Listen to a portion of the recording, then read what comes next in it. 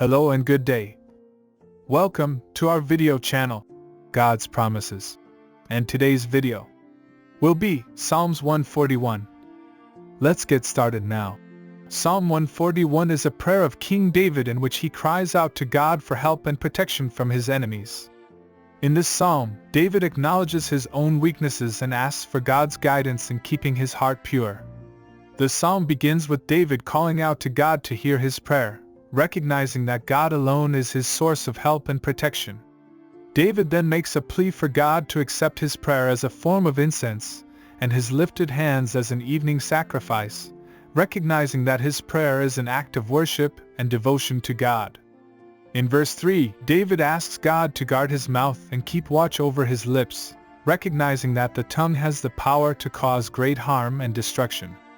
David understands that his enemies are seeking to harm him with their words, and so he asks for God's help in guarding his own speech and keeping his heart pure. David then turns his attention to his enemies, recognizing their schemes and the traps they have set for him. He asks for God's protection from their wicked ways and for God to turn their evil plans against them. In verse 6, David compares his enemies to the rocks and cliffs that line the sides of a road, recognizing that their words and actions are a stumbling block that could cause him to fall. He asks for God to protect him and keep him on the right path. David then expresses his trust in God's justice, recognizing that God will not allow the wicked to prosper forever. He prays for God to judge his enemies and bring them to justice. The psalm concludes with David expressing his trust in God and his confidence that God will answer his prayer. He encourages others to join him in calling out to God, recognizing that God alone can provide the protection and help that they need.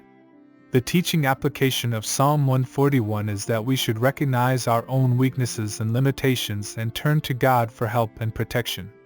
We should be careful with our words and guard our hearts against the temptation to speak evil of others. We should also trust in God's justice and pray for Him to bring justice to those who seek to harm us. Finally, we should have confidence in God's faithfulness and encourage others to turn to Him in times of trouble. Thank you for visiting us today. Please share with us your favorite Bible verse below in the comments section. Don't forget to like and subscribe. It really does help our channel grow. Looking forward to see you back here for our next video. Always take good care.